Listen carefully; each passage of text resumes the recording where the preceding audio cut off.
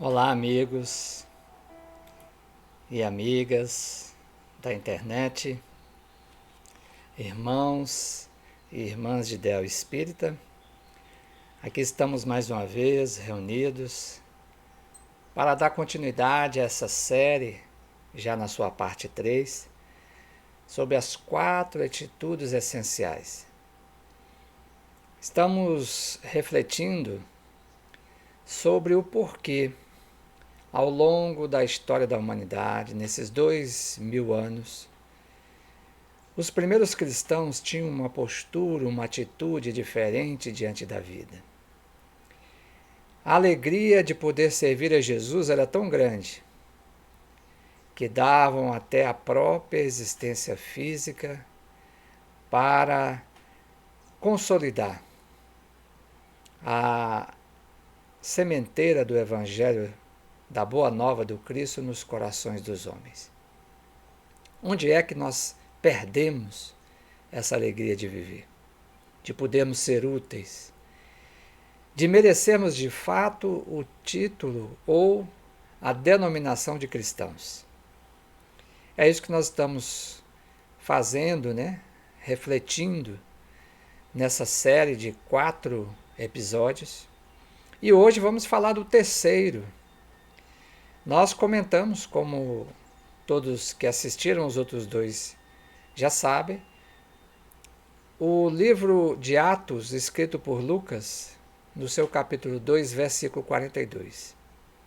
E lá nós vamos ter, segundo o próprio evangelista, 4 atitudes que caracterizavam os cristãos daquela época.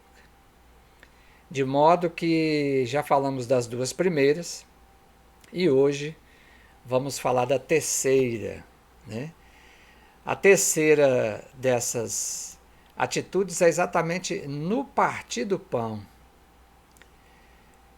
Então havia uma perseverança, conforme a gente vai ver a seguir, na passagem do apóstolo, do evangelista Lucas, em Atos dos Apóstolos.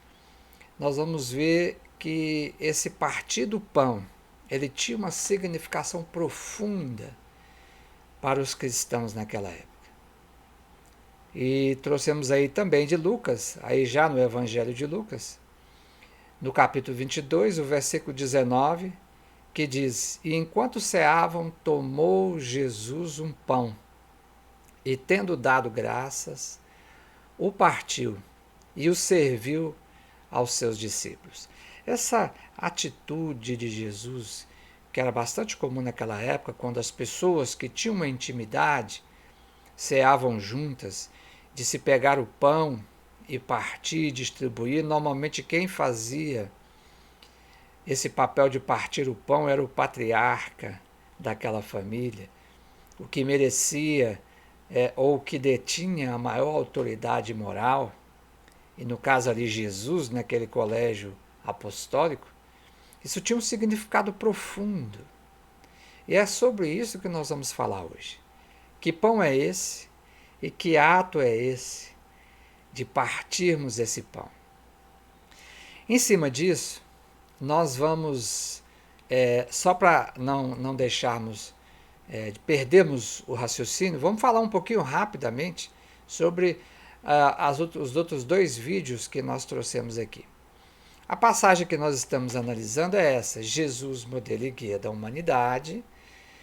E dentro desse modelo e guia, que está na questão 625 do Livro dos Espíritos, nós trouxemos esse versículo do livro de Atos, capítulo 2, versículo 42. E lá, Lucas, que foi o evangelista que escreveu Atos dos Apóstolos, a pedido de Paulo, do apóstolo Paulo, ele diz assim: e perseveravam no ensino dos apóstolos. A gente já viu a importância de estudarmos o Evangelho de Jesus. E lá naquela época eles tinham uma tradição oral. Então, como a maioria dos apóstolos não eram letrados, eles guardavam, memorizavam, isso era muito fácil para os hebreus, Tanto que nós temos a tradição da Torá escrita e da Torá oral. Porque os hebreus eles passaram como cativos na Babilônia, os judeus, durante alguns séculos e perderam o hábito de falar o hebraico.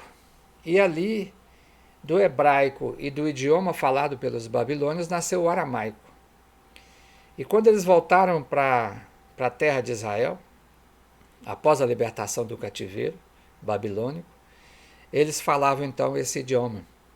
E o hebraico era lido nas sinagogas. E por quê? Porque virou uma língua litúrgica.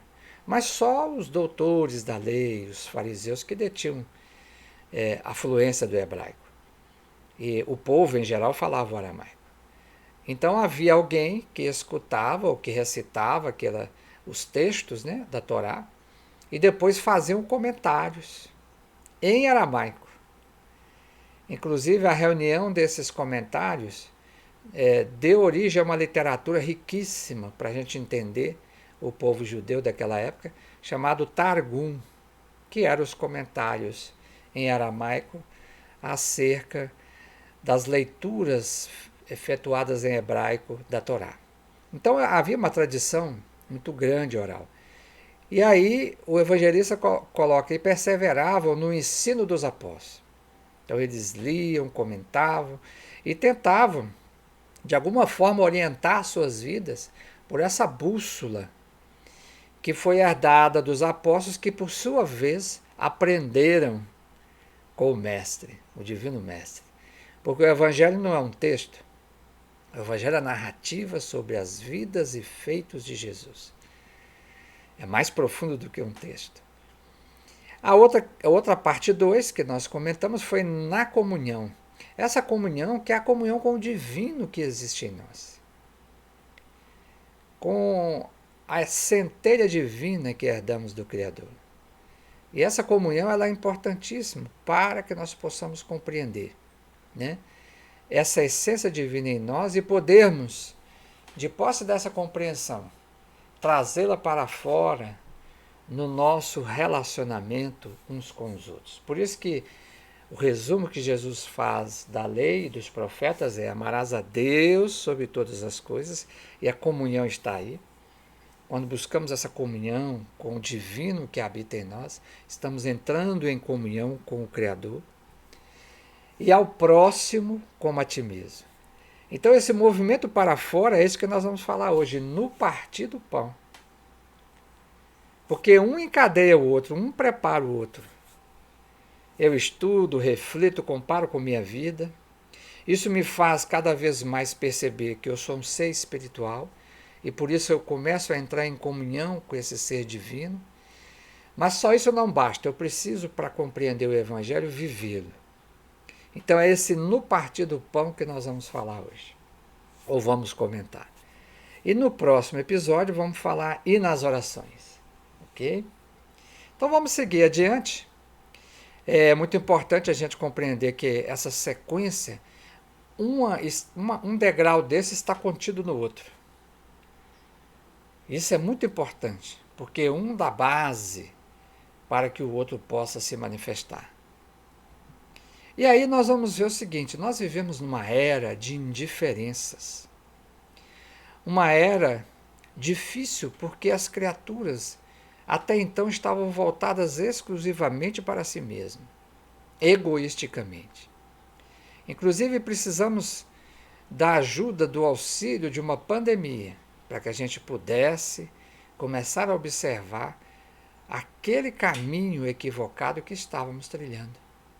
O caminho da indiferença. É muito importante isso porque, segundo Emmanuel, a atitude dos cristãos na atualidade, porém, diferentemente daquela época, quando foi escrito esse versículo de Lucas, é muito diferente. Raríssimos perseveram na doutrina dos apóstolos, na comunhão com o Evangelho, comunhão com o divino, e no espírito de fraternidade, e nos serviços da fé viva. Então, no partir do pão quer dizer um espírito de fraternidade. Isso é muito importante porque a gente aprende isso estudando a vida de Jesus. ele de fato foi o modelo, né, o guia e modelo da humanidade, porque nos mostrou ser possível vivermos em função da alegria, de sermos instrumento da alegria do outro. E a maioria, segundo o próprio Emmanuel, está lá no livro Vinha de Luz, no capítulo 39, a maioria prefere os chamados pontos de vista. Nós somos egoístas, a gente olha só o nosso lado, né? A gente não tem uma visão ainda do todo. Comunga com o personalismo destruidor, fortalece a raiz do egoísmo e raciocina sem iluminação.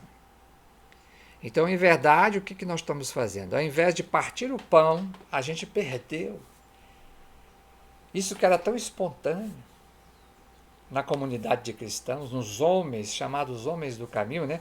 Antes de serem chamados cristãos, que aliás foi uma palavra criada por Lucas. Eles eram chamados, os primeiros seguidores de Jesus, de homens do caminho. Daí, inclusive, o nome da criação da Casa do Caminho. E, na verdade, era comum para eles. A Casa do Caminho, por exemplo, tudo era comunitário. Não se pensava apenas no que eu quero, mas sim no que era bom para todos. E a espiritualidade amiga tem nos dito que o bem só é bem quando é para todos. Então, esse no partir do pão implica fraternidade. E não existe maior exemplo de fraternidade do que a vida de nosso Senhor Jesus. Ele realmente foi esse pão oferecido pelo Criador à humanidade. Inclusive, o termo no partir do pão, o pão simboliza o companheiro, porque companheiro é uma palavra que vem de companes, ou seja, quando a gente se reúne e comunga a amizade, doando-nos uns aos outros. E é sobre isso que nós vamos falar hoje, porque essa era da indiferença pede que nós reavivemos essa chama da fraternidade em nossos corações. E aí, obviamente, nós estamos atravessando uma transição planetária e Jesus já havia previsto essa era da indiferença quando ele disse: e por se espalhar a iniquidade, o amor de muitos esfriará. E aí ele diz assim: o grande desafio a ser vencido é a indiferença ao próximo. O grande desafio a ser vencido é a indiferença ao próximo. Então, essa iniquidade que esfria o amor, esfria a caridade, a gente começa a ter olhos de enxergarmos, na verdade, todo esse sofrimento alheio como se fosse algo normal. E isso, naquela época, era impensável. Nenhum dos cristãos deixaria uma criatura na rua passando fome, ao relento, à míngua. Eram levados para a casa do caminho, pesavam-lhe as feridas, davam-lhe as medicações da época, faziam-se orações, impunham-se as mãos. Enfim, a vida era um movimento em direção ao outro, e não em direção a si mesmo. E foi essa indiferença que levou a humanidade a esse estado de coisas que nós estamos hoje, em que as criaturas parecem colocar uma pedra de gelo no coração. Mas, ao mesmo tempo, isso tem reflexos danosos para a saúde espiritual e física do ser humano. O aparecimento dessa pandemia mostra que nós estávamos trilhando um caminho equivocado. Ao mesmo tempo, nos dá a visão de quão equivocado era esse caminho. De vermos tantos e tantos irmãos, e esse véu foi como que rasgado, necessitados. Irmãos que não têm água para lavar a mão. 40% da população brasileira está privada de uma necessidade básica, E isso veio à tona agora. Sabíamos todos nós, mas isso estava meio que escondido. Não tem água potável, não tem água para lavar as mãos, não tem saneamento básico.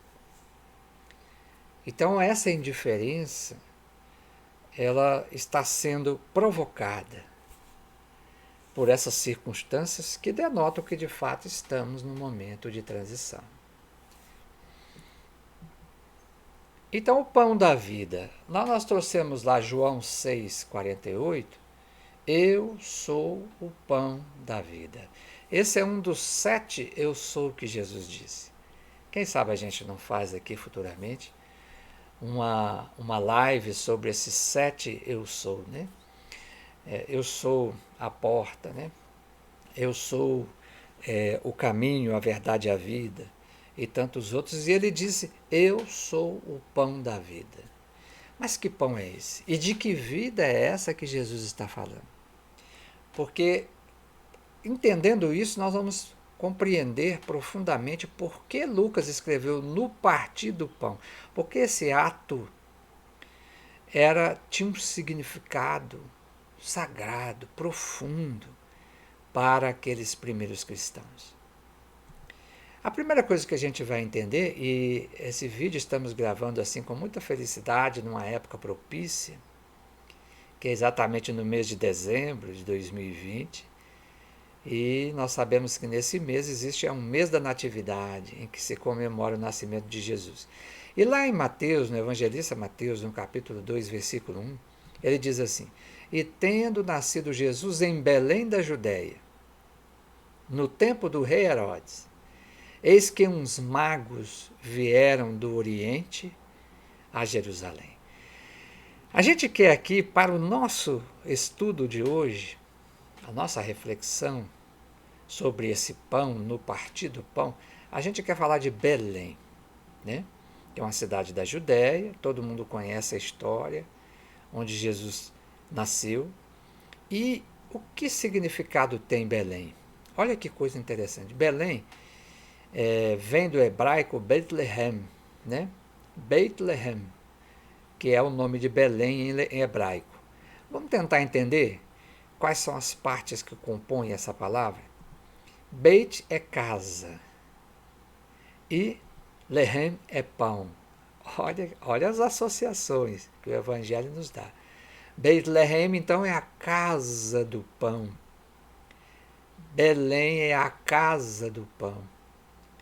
Então, antes de Jesus, no Antigo Testamento, primeiro Belém se chamou Efrata, a fértil, pois produzia muito trigo, que abastecia a região inteira. O pão é feito de trigo. Então, essa região, que chamava-se Efrata, passou a se chamar Bethlehem, a casa do pão. Já no tempo do rei Davi, passou a se chamar Belém, isto é, a casa do pão ou a aldeia do pão. Que pão é esse? Vamos adiante. Por que Jesus nasceu em Belém? Olha, o pão da vida. Eu sou o pão da vida. Nasci aonde? Na casa do pão. Por que Jesus nasceu em Belém? É interessante porque lá no profeta Miqueias, no capítulo 5, versículo 2, é dito assim, mas tu, Belém, Éfrata, embora o menor dos clãs de Judá, de ti sairá para mim aquele que irá triunfar em Israel. Suas origens são de tempos antigos, de dias imemoriáveis. É interessante porque Emmanuel vai dizer no A Caminho da Luz que a genealogia de Jesus se perde na poeira dos sóis que rolam no infinito. Ou seja, se um sistema solar tem duração em média, segundo a ciência, de 15 bilhões de anos, vocês imaginam, né, quanto tempo esse ser crístico já está a serviço, um plano maior, em cocriação maior, em serviço a Deus. A expressão da grandeza de Deus está nas coisas simples. Por quê? Porque Belém era a menor dos clãs de Judá. É muito interessante isso. Nós vamos ver no Evangelho de Jesus que ele sempre busca coisas pequenas para dar exemplo, né? A dracma perdida, né? O pouco de fermento que leva da massa, né? A semente de mostarda, mostrando que é no pouco, aparentemente pouco, que nós vamos buscar o muito, né?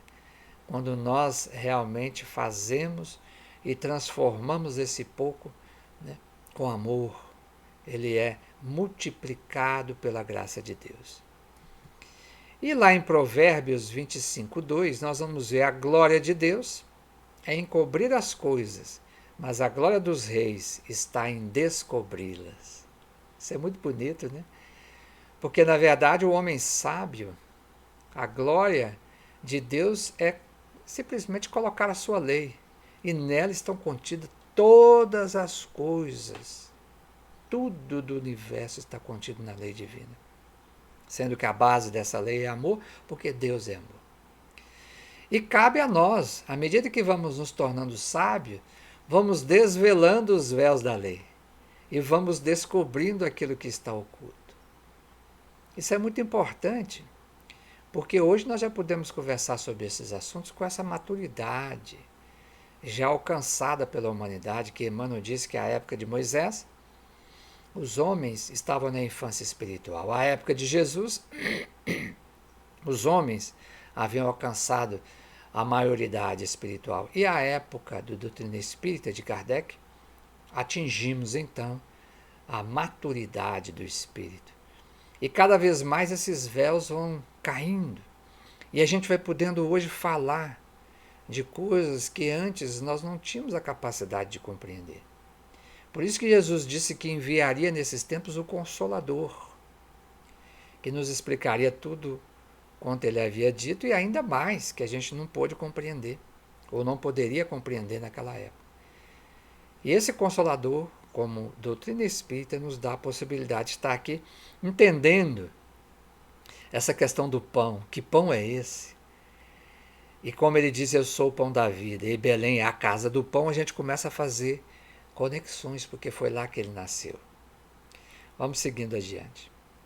Paulo, no Coríntios 1, 27, vai dizer assim, a singeleza da obra de Deus, ele vai dizer, mas Deus escolheu as coisas loucas deste mundo para confundir as sábias.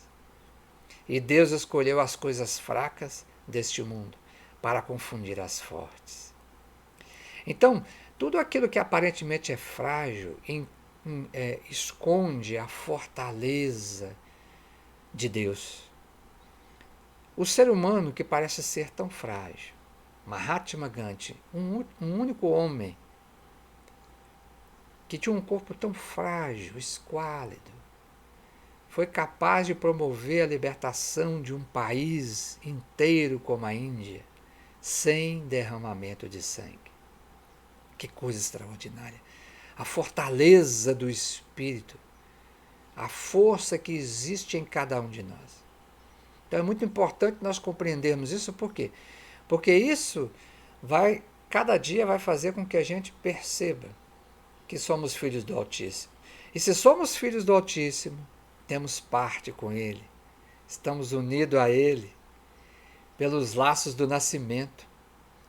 Nós também tivemos um nascimento, como Jesus teve aqui na Terra, nós tivemos também, emanamos do Criador, somos luzes que emanamos da grande luz, do qual tudo se originou, conforme a pergunta número 1 do Livro dos Espíritos, né? Quando os Espíritos dizem a Kardec que Deus é a causa primeira ou primária de todas as coisas.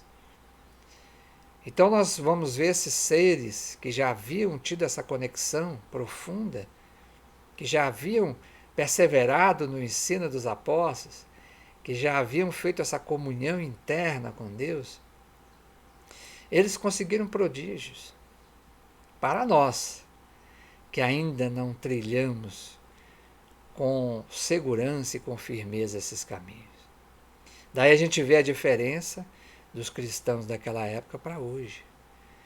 A diferença, na verdade, a gente vai a cada dia aqui perceber, a cada episódio desse, não está na providência divina que privilegiou aquele ser, está em nós mesmos, na nossa atitude, na nossa postura, na nossa vontade de fato de poder, de querermos seguir a Jesus, de nos transformarmos verdadeiramente em cristãos.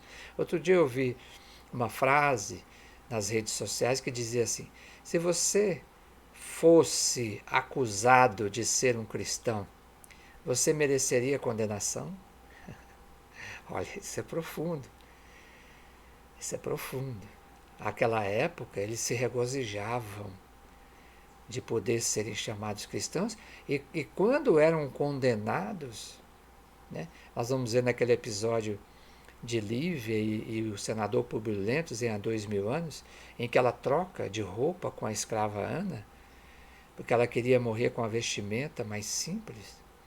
E naquele momento, como os guardas perceberam que tinha alguém com vestimentas da nobreza, para não ter problema, retiraram ela de lá. Ana ficou profundamente triste, porque percebeu que não era a hora dela dar o testemunho. Achou até que ela não era digna de dar o testemunho, de morrer no circo, e Lívia acabou sendo martirizada no circo romano.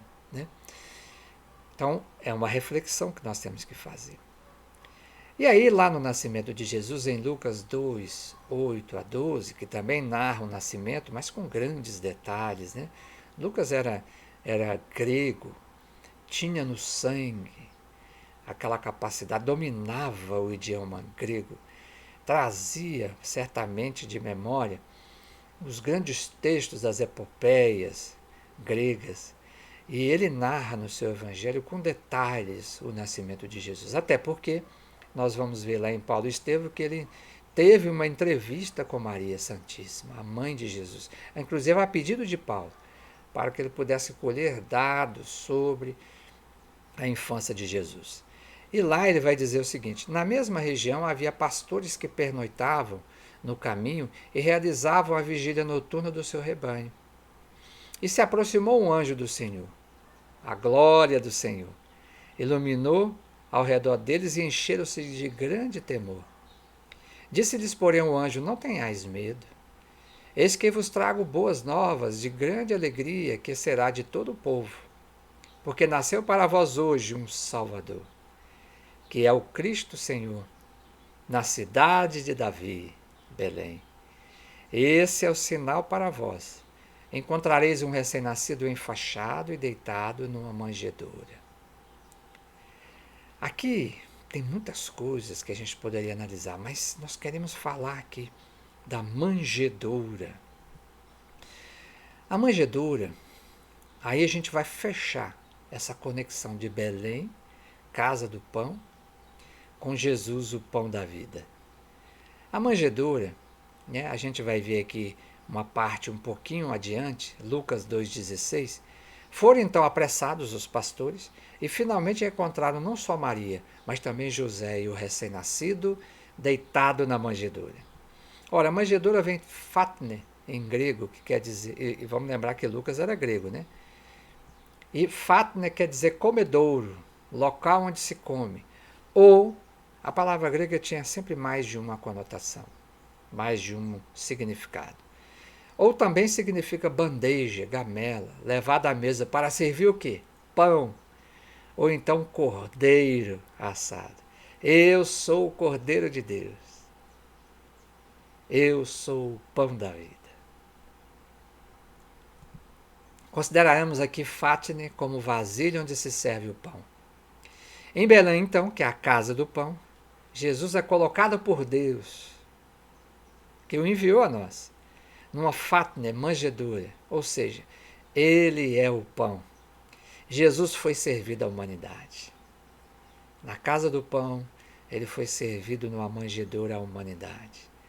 A noite de Natal é sempre celebrada com uma ceia e simboliza o banquete servido por Deus aos homens. E no meio da mesa, o prato principal, o pão da vida. Isso é muito simbólico, gente.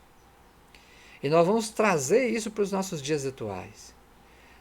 Porque quando a gente fala desse banquete, desse pão da vida, Jesus pegando o pão e partindo, e ele mesmo sendo o nosso alimento, a nossa nutrição espiritual. E os cristãos daquela época não tinham dúvida disso. Nós precisamos trazer isso para dentro das nossas famílias.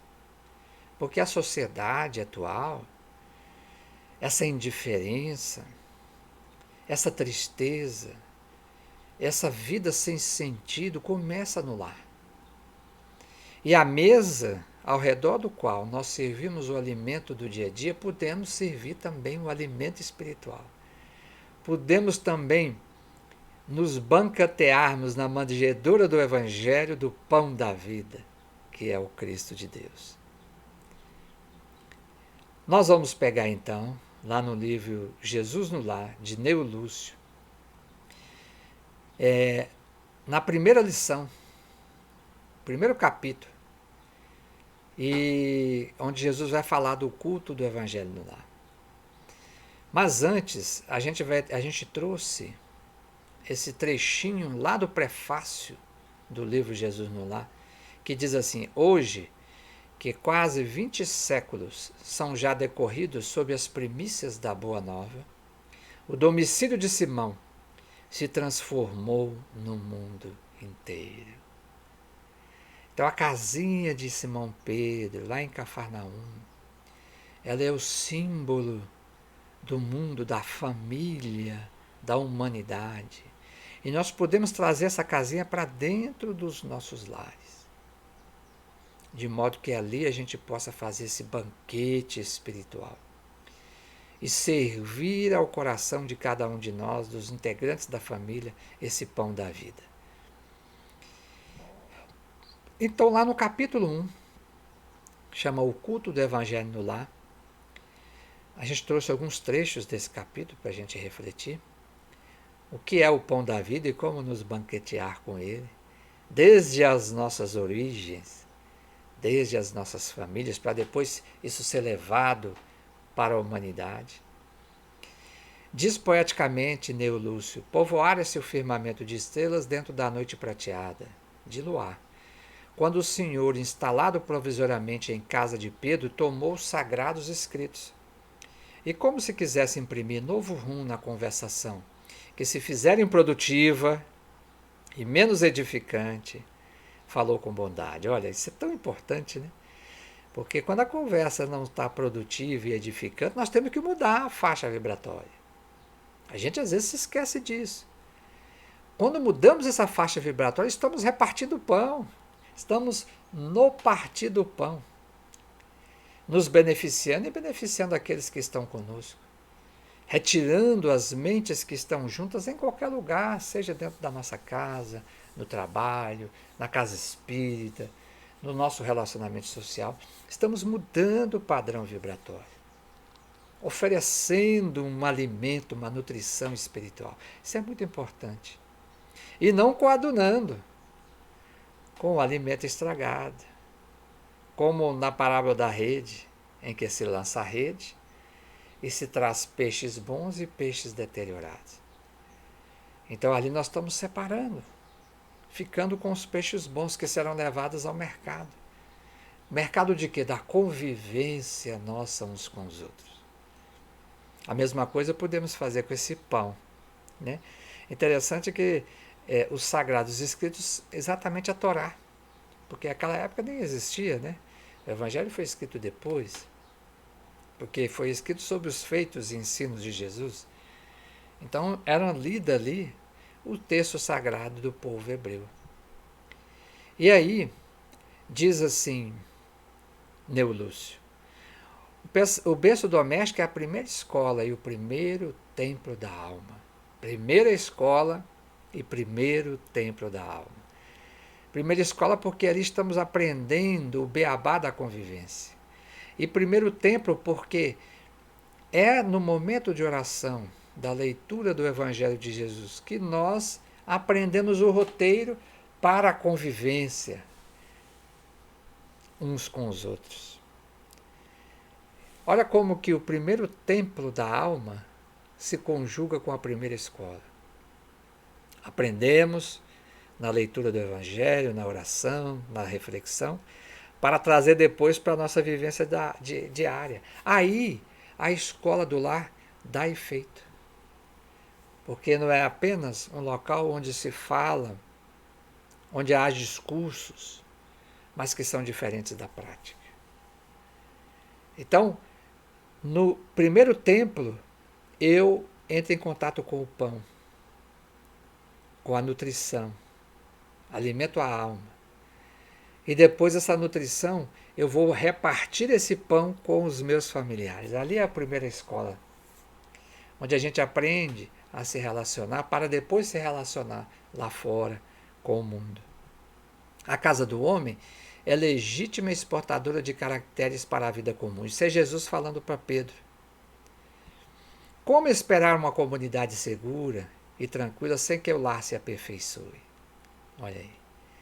A paz do mundo começa sob as telhas a que nos acolhemos. Se não aprendemos a viver em paz entre quatro paredes, como aguardar a harmonia das nações, é por isso que nós estamos dessa forma. As famílias estão desestruturadas, estão desnutridas espiritualmente. E qual a forma de nutrir? Eu sou o pão da vida, disse-nos Jesus. Ele é o provedor por excelência dessa nutrição.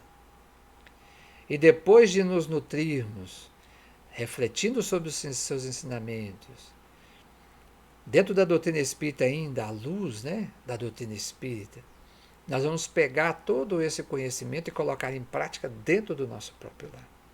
Aí a nossa casa, a nossa família vai ser exportadora de caracteres, de bons caracteres para a vida comum. E olha, gente, essa relação jamais vai se perder. Todos esses membros, nossos filhos, os netos que virão depois, porque aprenderão com os filhos que aprenderam por sua vez dentro desse mesmo mecanismo, é uma grande corrente do bem. É assim que a humanidade vai se transformando. Segue ainda Neo Lúcio. Pedro, a mesa da tua casa é o lar do teu pão. Que coisa linda. A mesa da tua casa é o lar do teu pão. É ali que a gente faz esse pão aí no simbólico, no sentido do alimento. O alimento, a nutrição do corpo. A gente se reúne para fazer as refeições. Aliás, essa pandemia permitiu isso. Naquela correria, cada um fazia a refeição num canto, um na escola, outro no trabalho, enfim. Hoje, com um momento de reclusão, ela permitiu a gente voltar a esse ambiente da mesa, que reúne todos, onde a gente comunga as experiências do dia a dia. Lar de teu pão quer dizer casa de teu pão, casa do pão, Bethlehem, Belém. Agora vocês entenderam o prefácio. O prefácio dessa obra que a gente leu diz que a casinha de Simão Pedro se transformou nessa obra no lar do mundo inteiro. Da mesma forma, Bethlehem, Belém, casa do pão, ela é transportada para a nossa própria casa, para que a gente possa se alimentar da mensagem de Jesus, das suas palavras de vida eterna. E aí, Neo Lúcio prossegue, Pedro, a mesa da tua casa é Belém. Olha, Neo Lúcio certamente tinha esse conhecimento do que significava Belém, a casa do pão. Ele diz, Pedro, a mesa da tua casa é o lar do teu pão. E depois, Pedro, a mesa da tua casa é Belém. Isso é tão importante, meus irmãos. A gente fazer essa reunião semanal, num determinado horário, com toda a família reunida, para podermos refletir juntos sobre nossas vidas, à luz da mensagem do Cristo. O Cristo deve nascer na mesa de cada lar. Então a mesa de cada lar é uma manjedoura que pode nos oferecer esse pão semanalmente, para que nos outros dias da semana a gente possa reparti-lo entre nós. Aprendendo a reparti-lo dentro do núcleo familiar, aprenderemos a repartir esse pão lá fora. com aqueles com os quais convivemos. Segue aqui Neo Lúcio, nela recebes do Senhor o alimento para cada dia. Por que não está lá ao redor dela a sementeira da felicidade, da paz, na conversação e no pensamento? O Pai que nos dá o trigo para o celeiro através do sol, envia-nos a luz através do sol, do céu. Então, nem só de pão vive o homem. Buscar primeiro as coisas do reino de céu e todas as outras vos serão acrescentadas. Eu preciso do pão, do trigo, que faz o pão, que é o alimento físico. Mas, para que esse trigo possa vir até nós, eu preciso da luz, que é enviada através do céu. Que céu? Onde está o reino dos céus? Onde está o reino dos céus? Jesus disse, o reino dos céus não vem com aparências exteriores, porque está dentro de vós. Então é preciso primeiro que eu cumpra aqueles primeiros passos de perseverar no ensino dos apóstolos, de poder fazer essa comunhão, entrar. A nossa viagem tem sido tanto para fora, tanto exterior, esquecemos de que temos um universo dentro de nós. Não paramos para nos auscultar a nossa alma. Então é importante mergulharmos dentro, porque essa luz vem de dentro. Esse pão vem de dentro. Depois que nutrimos as instâncias internas, ou seja, as nossas consciências, os nossos espíritos, a luz vem à tona. Aí nós podemos partir o pão. Em razão disso, o Evangelho não foi iniciado sobre a multidão, mas sim no singelo domicílio dos pastores e dos animais. Esse singelo domicílio pode se traduzir para as nossas casas. Porque ainda, assim como os pastores e os animais, assim como os animais, né? Porque assim, pastor e animal têm uma relação profunda de afeto, né? Os pastores cuidam muito bem dos animais que estão sob a sua tutela. E nós temos esse grande pastor zeloso que é Jesus. E nós somos como que esses animaizinhos, comparados às ovelhas. Vós sois ovelhas do meu rebanho. E ele disse que nenhuma das ovelhas que o Pai lhe confiou se perderia. Como é bom abrir as portas do nosso lar para que o Cristo adentre. E aí, ele segue dizendo assim, lá no capítulo 1. Simão Pedro fitou no mestre os olhos humildes e lúcidos. E como não encontrasse palavras adequadas para explicar-se, murmurou tímido, mestre, seja feito como desejas. Então Jesus, convidando os familiares do apóstolo à palestra edificante e à meditação elevada, desenrolou os escritos da sabedoria e abriu na terra o primeiro culto cristão no lar. Então a gente vê aqui que esse partir do pão para que nós possamos ter uma nova postura diante da vida, com alegria de viver, ele tem que começar dentro das nossas famílias. Aqueles que ainda não instalaram o estudo do Evangelho no lar, experimentem. Poderíamos aqui falar muitas coisas sobre seus benefícios.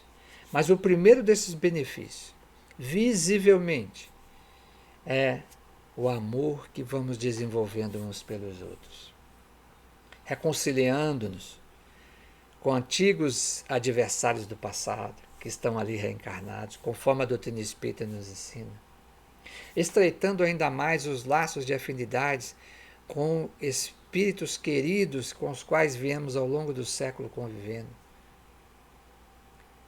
Então tudo isso estreita, e cada vez que nós estreitamos os laços de amor entre os membros de uma família, essa família se torna um centro irradiador para todos aqueles com os quais convivem com ela. Isso os apóstolos chamavam, ou os primeiros cristãos chamavam de no partir do pão. porque eles conviviam, eles eram uma família, na Casa do Caminho, nas igrejas que foram, né, as comunidades cristãs que foram fundadas por Paulo, eles viraram uma grande família, cuja sede principal estava em Jerusalém, na Casa do Caminho. E eles se apoiavam. E isso tudo foi contagiando multidões e multidões. Inclusive, não só de judeus, mas de não-judeus como romanos. Vários centuriões romanos que levavam Paulo preso para Roma. Um deles chegou a dizer assim, não disse no sentido pejorativo da palavra, mas assim, eu invejo vocês porque vocês são prisioneiros do Cristo. Nós somos prisioneiros do Cristo? Ou ainda somos escravos de antigos ídolos, de outros deuses que a gente coloca no altar do nosso coração, como poder, riquezas materiais, fama, destaques, projeção social e tantas outras coisas. Transformando então o lar em casa do pão da vida. Esse é o caminho para acabar com a indiferença no mundo, porque se houver indiferença nossa uns com os outros dentro do nosso lar, não adianta eu querer saná-la lá fora. Eu tenho que aprender primeiro a olhar as necessidades do meu irmão, do meu filho, da minha filha, do meu pai, da minha mãe, do meu irmão, da minha irmã, dentro do ambiente da família. Então, o culto do Evangelho no lar não pode ser um ato automático. Antes é sentimento, entrega, avaliação da vida sob a ótica do Evangelho de Jesus. Deixar a casa mental irradiar o alimento do pão da vida para os demais aposentos da casa mental dos familiares. Olha aí, o alimento, a nutrição enche nossa casa física, se modifica, mas nossa casa mental também. Ela se transforma, se renova. Aquela casa mental que o benfeitor Calderaro, nos capítulos 3 e 4 do livro No Mundo Maior, descreve com tanta habilidade, conhecimento e sabedoria para nós. Então, em verdade, eu estou promovendo uma nutrição ao redor de uma mesa física. Não devemos considerar isso como uma obrigação. Às vezes a gente olha para o relógio e hoje tem culto, porque eu queria ver um filme, queria ver a minha série do Netflix, queria ver a minha novela. Não! É um momento sagrado, é um sentimento de entrega, onde a gente vai avaliar a nossa trajetória em grupo, em família, sob a ótica do Evangelho de Jesus. E aí, a gente trouxe o capítulo 2, a Escola das Almas, onde Neo Lúcio fala, no livro Jesus no Lar, né, sobre o lar como escola. E aí lá a gente vai aprender a receita do pão espiritual. A sogra de Simão Pedro diz assim, Senhor, fala para Jesus, num dos cultos, né, dentro da casa de Simão Pedro. Nós sabíamos que Simão Pedro e a sogra tinham uma dificuldade. A gente vai ver, inclusive, isso lá no livro Paulo Estevão. Né? Então ela diz assim, Senhor, afinal de contas, quem vem a ser a nossa vida no lar? Aí Jesus responde, iniciando uma tarefa entre flores para encontrarmos depois pesada colheita de espinhos. No começo é a promessa de paz e compreensão. Entretanto, logo após surgem pedras e dissabores. Né? A gente conhece isso. Sabe por que eu sublinhei pedras aí? Qual era o nome de Pedro? Pedro, né? Eu fico pensando, será que ela, quando falou isso para Jesus, ela deu uma olhadinha de rabo de olho para Pedro? No começo é a promessa da paz e compreensão. Entretanto, logo após surgem pedras e dissabores, e deu uma olhadinha assim de lado para Pedro. Né? Pretenderias também, porventura, servir pão cru à mesa? Olha a frase de Jesus, perguntando para ela. Você pretende, então, servir pão cru à mesa? Ela respondeu, de modo algum. Tornou a velha humilde. Antes de entregá-lo ao consumo caseiro, compete-me guardá-lo ao calor do forno. Sem essa medida, ele não está apto a ser nutrido. O calor do forno, gente, é o calor da vivência interior da família, de uns com os outros. Um amigo dizia, um benfeitor espiritual, um amigo espiritual, que a família é como se a vida pegasse um saquinho e colocasse várias pedras pontiagudas, cheias de arestas, e começasse a sacudir. E a vida vai passando no tempo e sacudindo. Ao final da existência, se permanecermos firmes, não abandonarmos o convívio uns com os outros, quando esse saquinho é aberto, as pedras todas estão polidas. Para que isso ocorra é preciso gerar calor. Mas esse calor, com a nutrição e o entendimento do Evangelho, do pão, do propósito do pão, ele não será jamais um calor simbolizado na discórdia, na dissensão, no conflito, na separatividade. Ele será compreendido. E aí, Jesus diz, há também um banquete festivo na vida celestial, onde nossos sentimentos devem servir à glória do Pai. O lar, na maioria das vezes, é o cadinho santo, ou forno preparador. O que nos parece aflição ou sofrimento dentro dele é recurso espiritual. O coração acordado para a vontade do Senhor retira as mais luminosas bênçãos de suas lutas renovadoras, porque somente aí, de encontro uns com os outros, olha as pedrinhas, da convivência, de encontro, examinando aspirações e tendências que não são nossas, observando defeitos alheios e suportando-os, compreendendo que nosso telhado também é de vidro.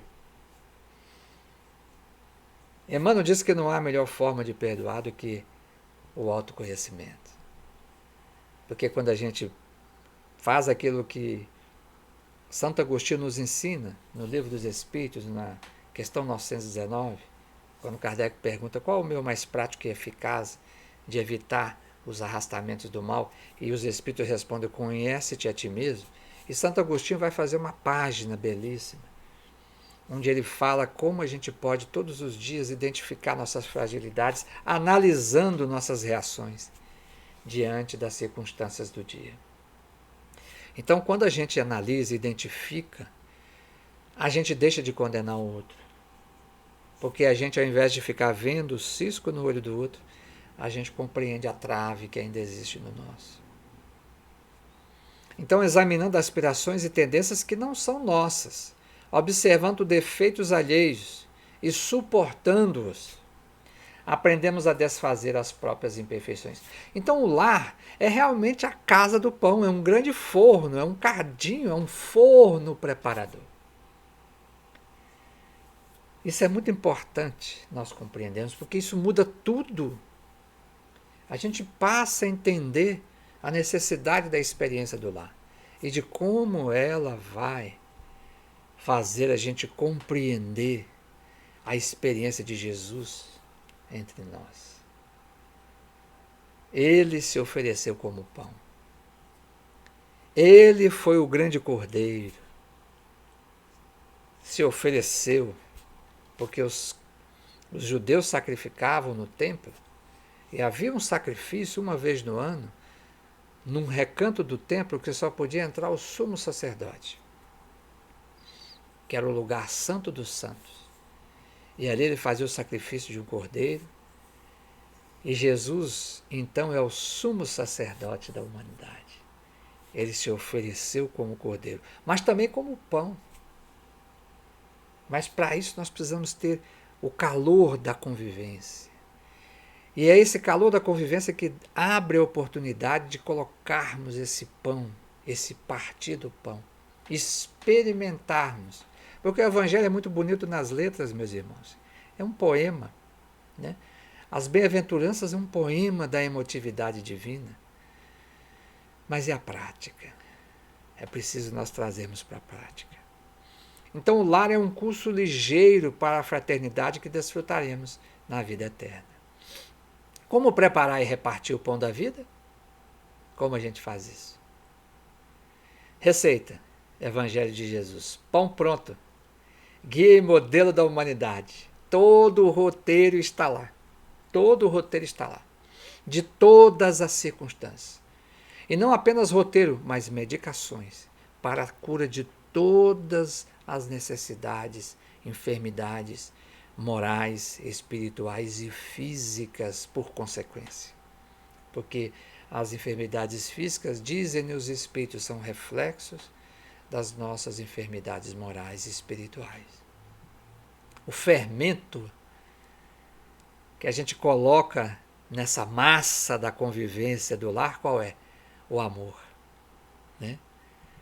Os ingredientes que a gente acrescenta, a farinha, o sal, aquilo tudo que é necessário para fazer um pão, são os sentimentos nobres, os pensamentos positivos, as palavras edificantes e as atitudes fraternais.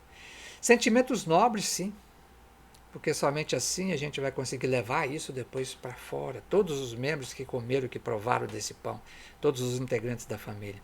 Pensamentos positivos, para que a energia do lar esteja sempre em sintonia com as faixas superiores da vida. Palavras edificantes, que significa que o nosso coração está cheio de amor, porque a boca fala do que está cheio do coração. E atitudes fraternais.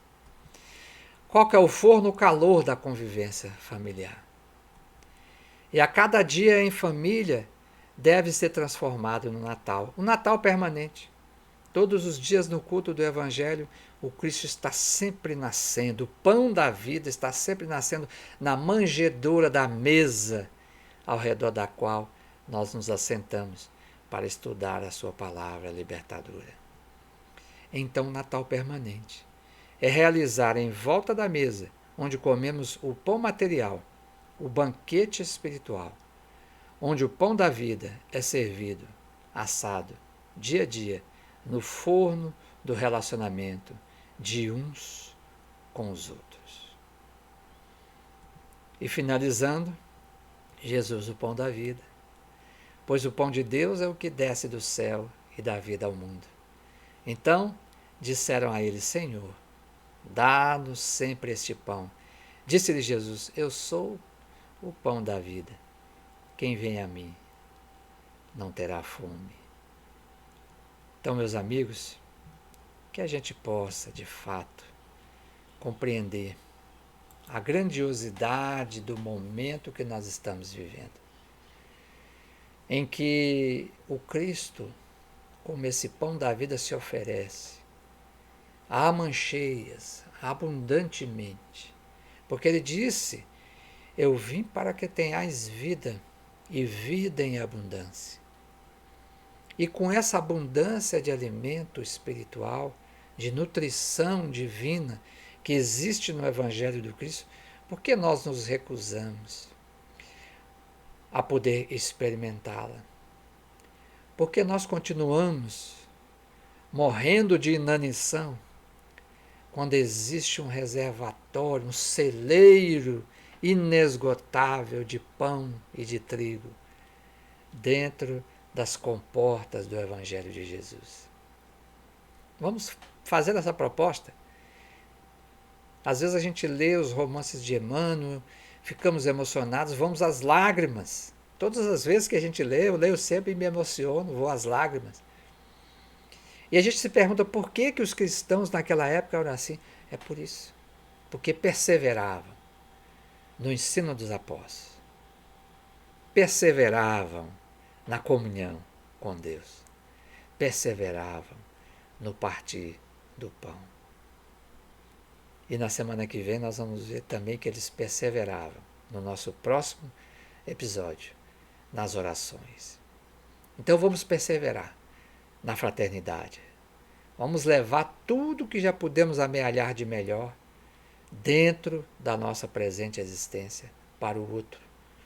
Porque aí vamos começar a experimentar a verdadeira alegria de viver, que é sermos úteis, que é cooperarmos, que é sermos parte integrante da criação, desse mecanismo tão bem criado pelo Pai, mas que em todas as suas minúcias é regido pelo amor. Muita paz, saúde, alegria a todos, um Feliz Natal permanente no coração de todos nós. Que Deus e Jesus nos abençoe sempre.